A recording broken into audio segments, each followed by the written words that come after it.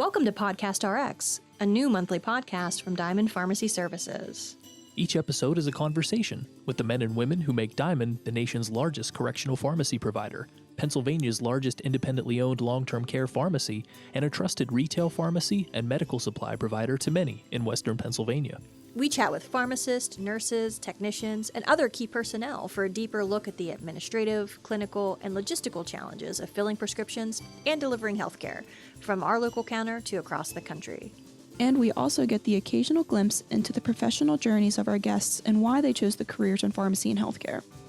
On this episode, we sit down with Nick McFerron, one of the sales reps for our long-term care division. Nick was an EMT who started working at Diamond in the marketing department before he transitioned into sales.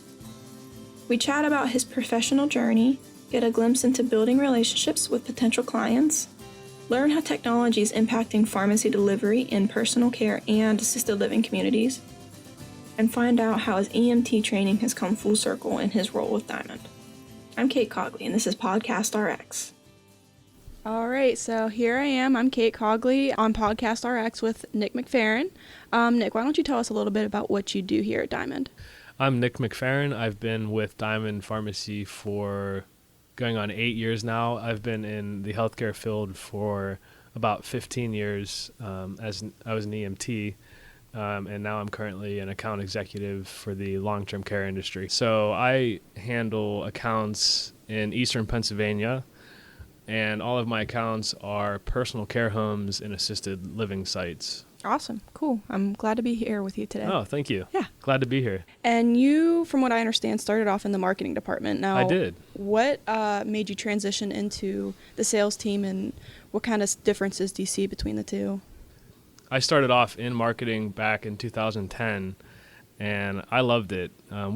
As you guys know, you do a lot of different jobs throughout the day, from trade show planning to graphic design.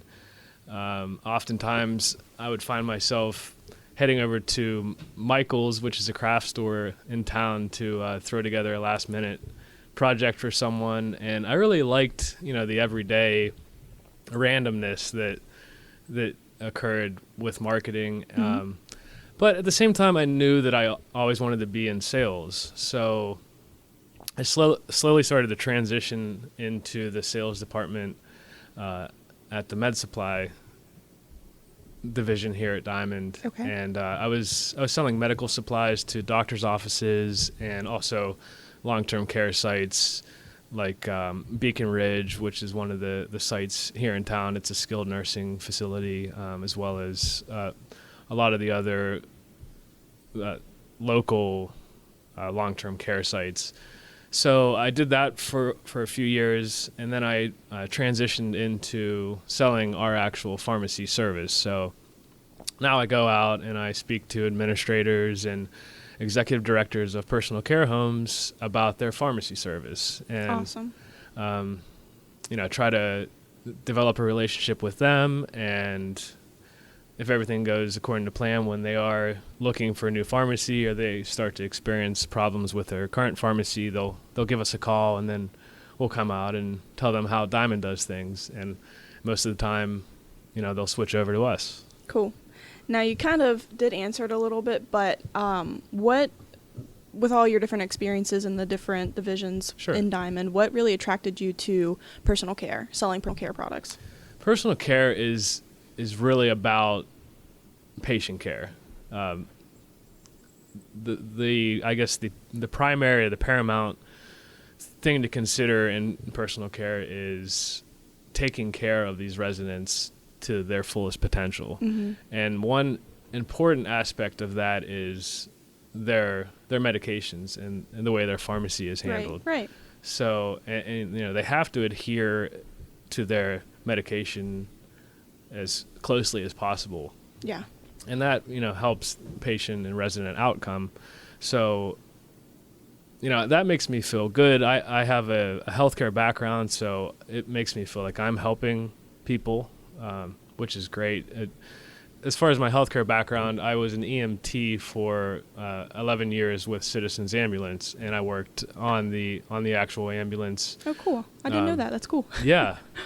Yeah, it was an eye-opening experience. I learned a ton in those years that I was there. I worked with some of the smartest people that I've ever worked with. That's awesome. And yeah, you really learn a lot in the field when you don't have a lot to rely on. You find yourself, in a house, in the back of a car. Kind of wherever it takes you. Yeah, wherever it takes the job you. takes You get some really odd calls. You get some really tragic calls. So there's a lot of, and you get some really funny calls too. Right. So that's probably it for a different time. I could tell some stories, but yeah, I definitely gained a lot of experience as far as, well, all around, but especially patient care. I really liked talking to the patients and getting to know them, and so it felt like a natural transition for me to go into personal care and be back with the patients and residents. Yeah. Now, that's a little bit of the rewards that you get from working in personal care. What are some of the more challenging parts that you have with being a sales rep and personal care?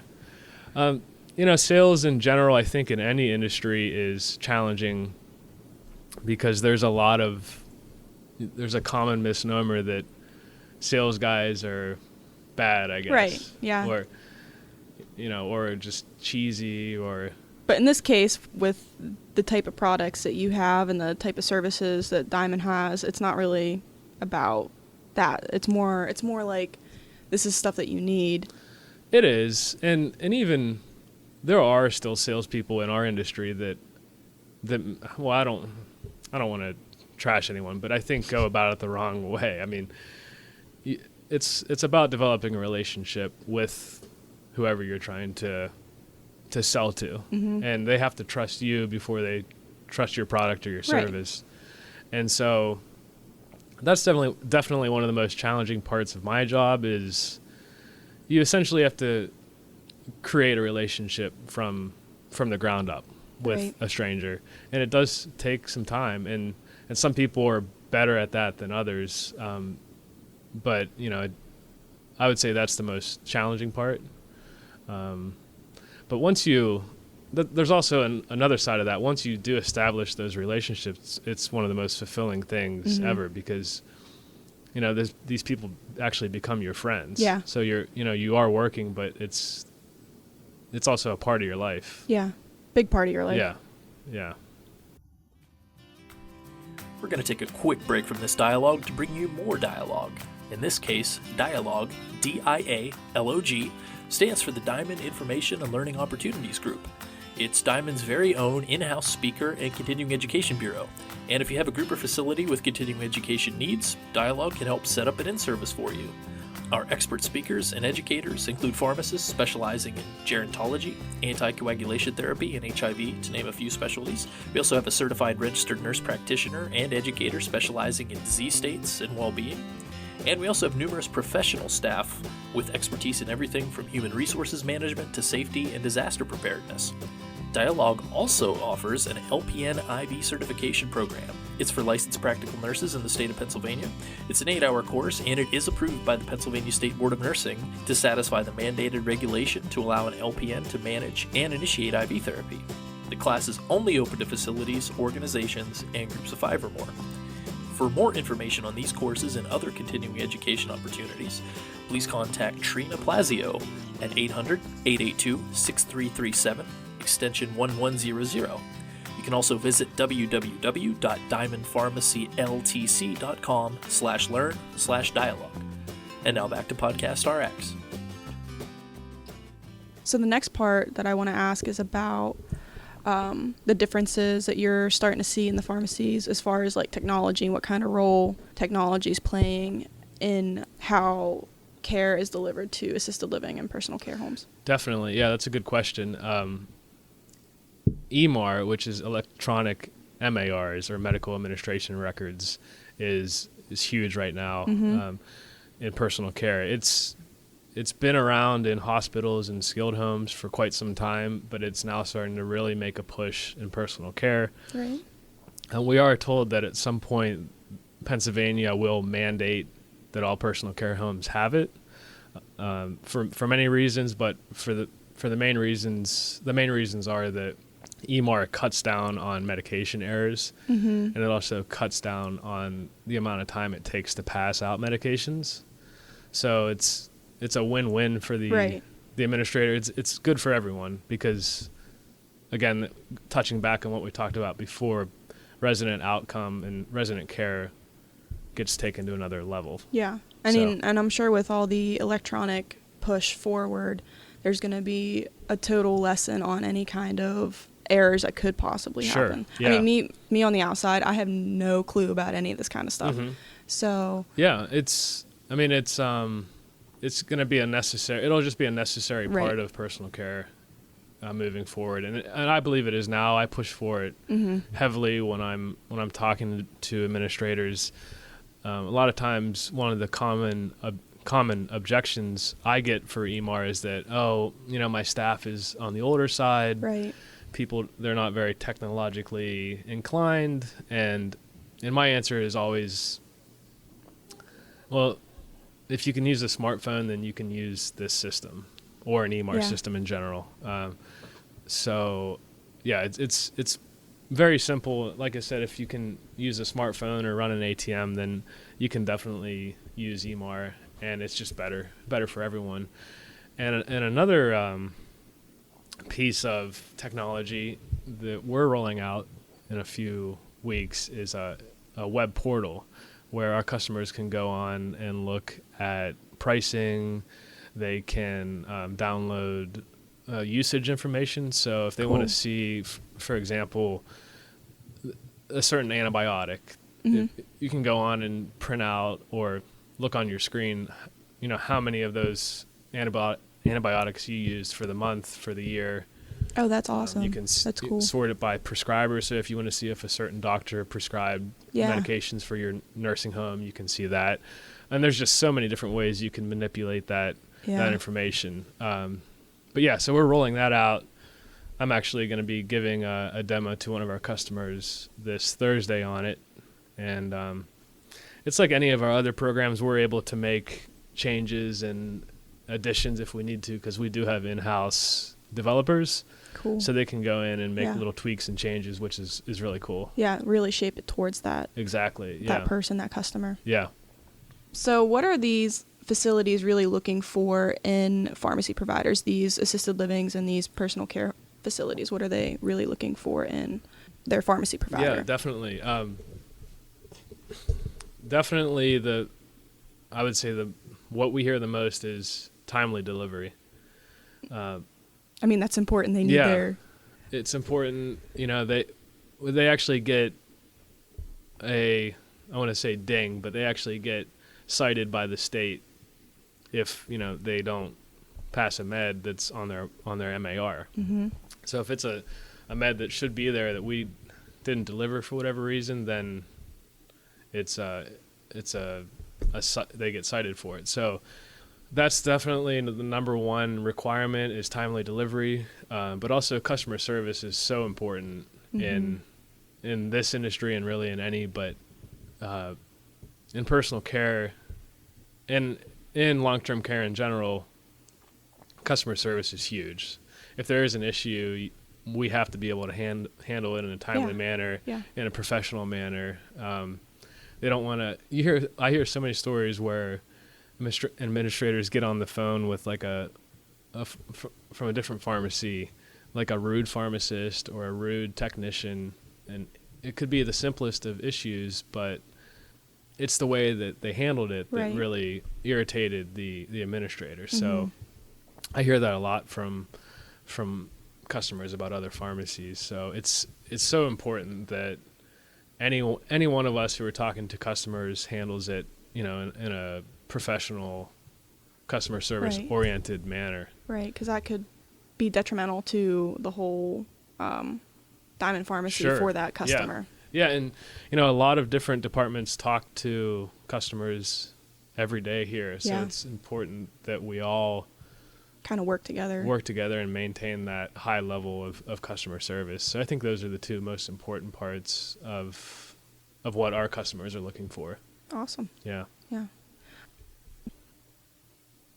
like I said, you're building a relationship from the ground up, so it does take some time, and the administrator or the executive director has to trust you before they trust your company or your product or service. So it'll typically take a year or two to really develop that relationship. But my colleague Chuck Plazio would definitely agree that there are some times where it could take 5. I know he's worked on accounts for 10 years before they've decided to come with us. Yeah.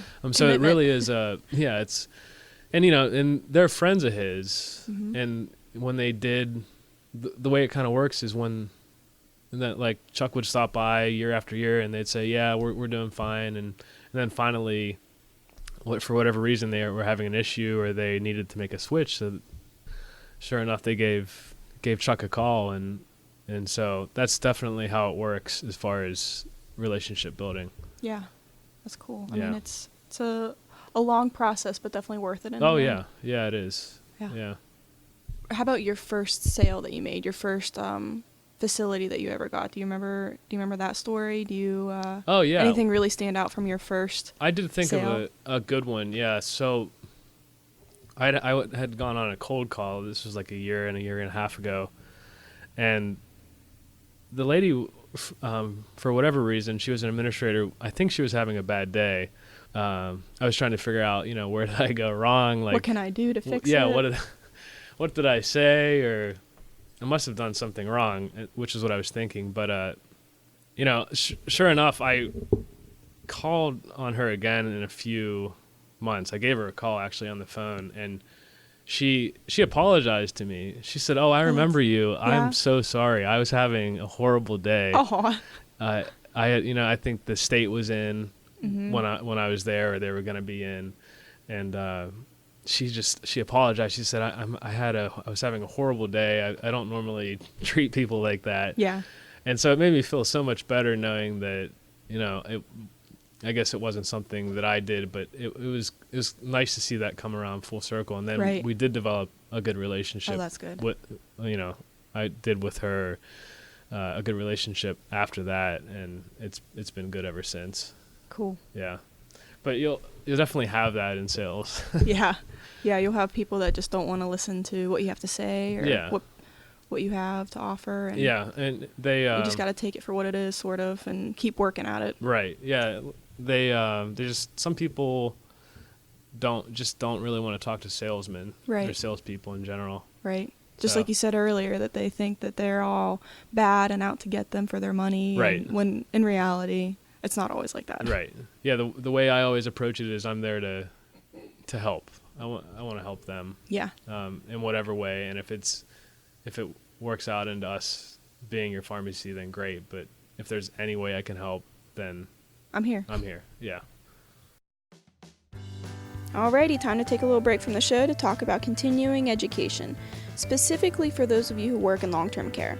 Working in a personal care and assisted living communities and skilled nursing facilities is a career full of rewards and, of course, many challenges. One of those primary challenges is keeping up with the issues and trends affecting the care of the residents, from the clinical to the regulatory. You're already required to earn continuing education credits, but sometimes this is an inconvenient and costly ordeal. Diamond Pharmacy Services is proud to help the hardworking long-term care professionals of Pennsylvania and Ohio through our educational conferences that we have. These educational conferences are totally free and feature continuing education courses on a variety of timely topics, kind of really affecting the long-term care profession. Presenters include Diamond's very own pharmacists, nurses, and professionals, along with occasional outside guest speakers. Attendees not only enjoy free admission and free continuing education credit, but they also get a free breakfast, lunch, and snacks throughout the day. They also have a chance to meet with specialty vendors and win door prizes. Who doesn't love free stuff? The conferences are typically scheduled in the spring in Pittsburgh, Pennsylvania, and Lancaster, Pennsylvania, and in the fall in Columbus, Ohio, and Indiana, Pennsylvania. If you're interested in learning about these Diamond Educational Conferences, we invite you to visit www.diamondpharmacyeducation.com. On that website, you can view current registration and agenda information, speaker biographies, and take a look at past conference photos and videos. we'd love to welcome you to a future conference. And did we mention they're free? Now, back to Podcast RX. So, Nick, another thing I want to ask, what are some of the most common obstacles that you face when trying to deal with these administrators in personal care facilities? Yeah, so I think one of the main objections is just the transition, the fear of change, basically. Right. Nobody wants to change something as big as a pharmacy provider. It can be daunting at times, but we've been doing this for 40 years, not me personally, but Diamond in general, 40 plus years in this industry. So we have it down to a science as far as how we transfer accounts over to us. Right. So that's one of the things that I always tell people when they say, well, I'm just not ready for a change. And it also depends on how bad, if they are having issues, which most of the time, if they are considering a change, then it's because they're having issues with their current provider. It depends on how blaringly bad the issues are. If they're very bad, then the administrator might just say, yeah, we need to do this as quickly as possible. We're not happy. So it definitely depends on the reason that they're switching. Right. Not only are you a sales rep and you do so much good with our pharmacy, but with our educational conferences, you're now a presenter. Yes. So tell us a little bit about that. So Trina Plazio, the lady that heads up our conferences, is always looking for new presenters. So I had offered, with my experience as an EMT, and I was also a 911 operator for 6 years. I think with my experience between those two and my experience now with Diamond, I thought I could tie in a presentation on communicating with both EMS personnel and 911 personnel. Yeah. From calling 911, and this would be from an administrator standpoint, from a nursing home or personal care home. Calling 911. A lot of times there's a lot of contention, I would call it, between the 911 operator and the person calling, because there's just a lot of questions that they have to ask, and if it's a true emergency, sometimes the nurse on the other end might get a little aggravated or a little scared if something something of an emergency. Sure, yeah, because there's a lot of different things going on at once in an emergency. So my presentation will be on how to kind of eliminate some of the stress involved with calling 911, what to expect when you do call, and then we'll just go over some of the common misconceptions on both ends. And I hope it'll just help kind of tie everyone a little bit closer together as far as the healthcare emergency responder field. Yeah, no, that's a great topic, because there are so many inner workings in not only a pharmacy but healthcare as a whole. Right. We see even here, there's the sales division, there's your customer service, there's your people that are actually on the floor doing the work that they need to do to get those meds out to facilities. Right. So extend it to healthcare as a whole, and it just really, we need people that are able to work together, sort of thing. It's, I'm not saying anything that we don't know, but communication is key in any industry, in any job, or any situation. So especially with pharmacy and healthcare in general, communication is the most important. Right, because you're dealing with people's lives and their livelihood. Right. Yeah. So anything I can do to help promote better communication, I think, is a good thing. It's awesome. All right, so we got to learn a lot here with Nick today. I appreciate you coming on our show. Yeah, thanks for having me. I'll come back anytime. All right, cool. This podcast features conversations with healthcare professionals. Their statements and opinions discussed herein are for informational purposes only. This podcast should not be considered professional advice and should not be used as a substitute for the advice of an appropriately qualified and licensed healthcare professional. Therefore, listeners must not rely on the statements made herein. on the next episode of Podcast RX. Well, I always wanted to go into the medical field, but after a couple experiences at fainting at the sight of blood, I decided that probably doctor or nurse was not my cup of tea. Get to know Lauren Lichtenfels, PharmD. She's a true homegrown talent at Diamond, having started her career as a pill packer before ultimately being hired as a production and compounding pharmacist. Find out what inspired her to work in pharmacy, why she chose her pharmacy school, and the ins and outs of her work at the compounding table, only on Podcast RX.